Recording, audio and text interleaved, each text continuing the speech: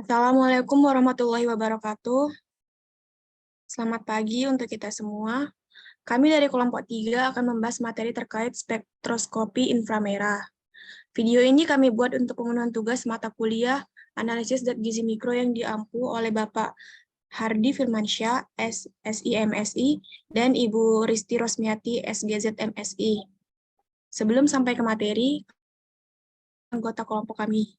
Yang pertama, saya sendiri, selaku moderator Mutiara Nadia Saputri Huta Barat. Yang kedua, Cindy Ramadhania. Yang ketiga, Mariana Rebecca Sirait. Yang ketiga, Fatia Zahra. Yang keempat, Grace Josephine Pelupesi. Dan yang kelima, Himaudina Putri. Next.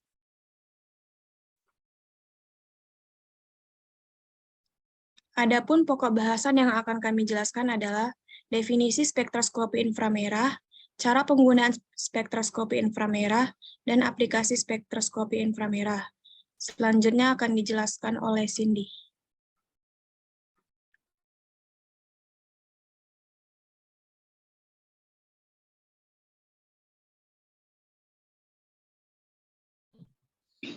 Definisi spektroskopi inframerah. Spektroskopi adalah ilmu yang mempelajari materi dan atributnya berdasarkan cahaya, suara, atau partikel yang dipancarkan, diserap atau dipantulkan oleh materi tersebut. Spektroskopi juga dapat didefinisikan sebagai ilmu yang mempelajari interaksi antara cahaya dan materi.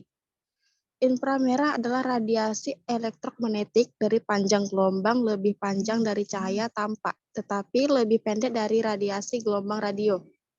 Namanya berarti bawah merah. Dari bahasa Latin, infra yang berarti bawah.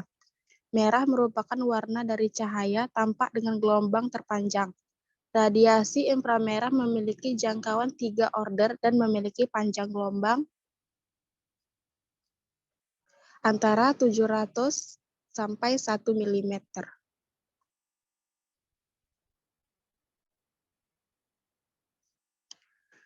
Jenis-jenis inframerah yang ditemui dalam kehidupan yang pertama ada inframerah jarak dekat dengan panjang gelombang 0,7 sampai 2,5 μm.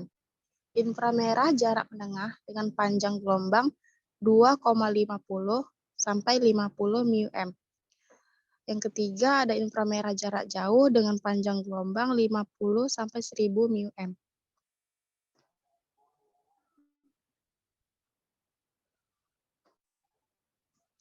Karakteristik inframerah yang pertama tidak dapat dilihat oleh manusia, yang kedua tidak dapat menembus materi yang tembus pandang, yang ketiga dapat ditimbulkan oleh komponen yang menghasilkan panas, dan yang terakhir panjang gelombang pada inframerah memiliki hubungan yang berlawan terbalik dengan suhu.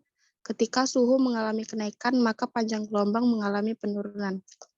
Saya kembalikan ke moderator.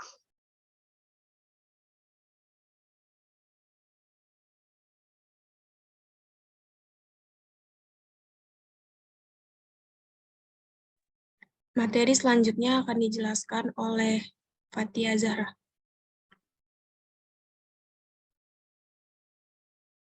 Spektroskopi inframerah merupakan suatu metode yang mengamati interaksi molekul atau materi dengan radiasi elektromagnetik yang berada pada daerah panjang gelombang 0,7 sampai 1000 pm atau pada bilangan gelombang 13.000 sampai dengan 10 cm.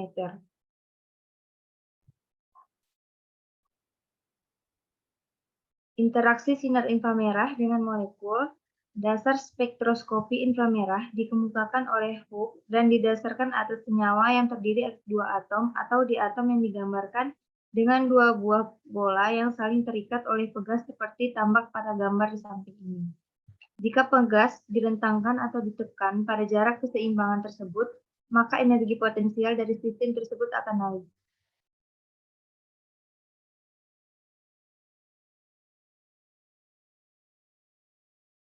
Setiap senyawa pada keadaan tertentu telah mempunyai 3 macam gerak, yaitu gerak translasi, yaitu perpindahan dari satu titik ke titik lain, gerak rotasi, yaitu berputar pada porosnya, gerak vibrasi, yaitu bergetar pada tempatnya. Bila ikatan bergetar, maka energi vibrasi secara terus-menerus dan secara periodik berubah dari energi kinetik ke energi potensial, dan sebaiknya. Jumlah energi total adalah sebanding dengan frekuensi, vibrasi, dan tetapan gaya dari pegas dan massa dari dua atom yang terikat. Energi yang dimiliki oleh sinar inframerah hanya cukup kuat untuk mengadakan perubahan vibrasi. Baik, saya akan kembalikan kepada moderator. Materi selanjutnya akan dibahas oleh Mariana Rebecca Sirait.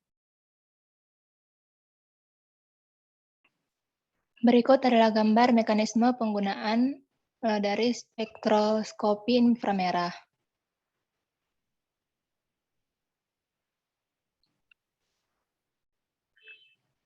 Dan yang ini adalah gambar spektrofometer inframerah.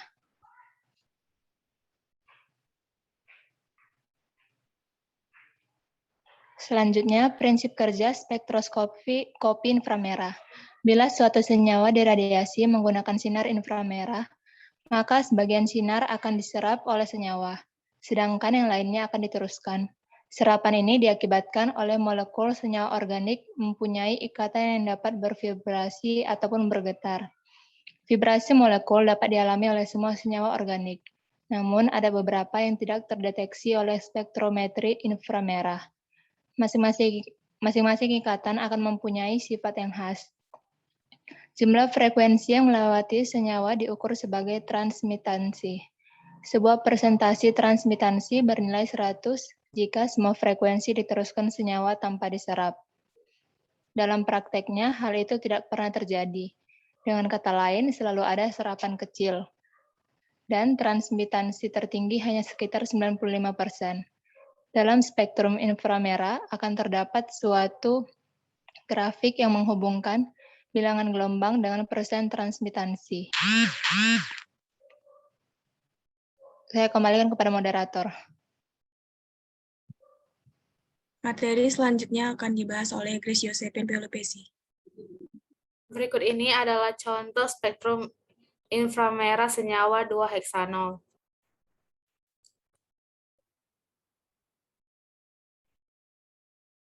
Untuk tujuan determinasi gugus fungsi pengamatan, pertama kali ditunjukkan pada puncak yang berada di daerah bilangan gelombang 4.000 sampai 1.500 cm.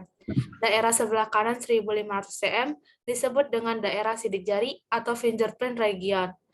Daerah sidik jari akan sangat khas untuk masing-masing senyawa. Selanjutnya akan saya kembalikan kepada moderator.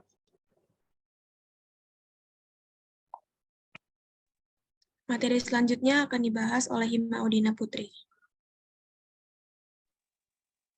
Baiklah, yang selanjutnya yaitu perubahan energi vibrasi. Atom-atom di dalam molekul tidak dalam keadaan diam, tetapi biasanya terjadi peristiwa vibrasi. Hal ini bergantung pada atom-atom dan kekuatan ikatan yang menghubungkannya. Vibrasi molekul sangat khas untuk suatu molekul tertentu dan biasanya disebut vibrasi fingerprint. Vibrasi molekul dapat digolongkan atas dua golongan besar, yaitu vibrasi regangan dan vibrasi bengkokan. Next.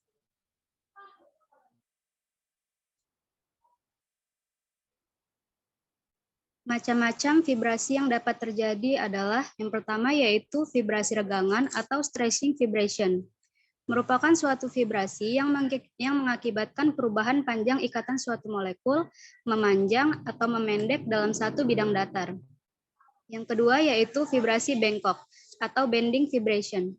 Selain memanjang dan memendek, ikatan antar atom dalam molekul organik dapat bergerak mengayun secara beraturan. Hal ini mengakibatkan adanya perubahan sudut ikatan sehingga ikatan menjadi bengkok. Next.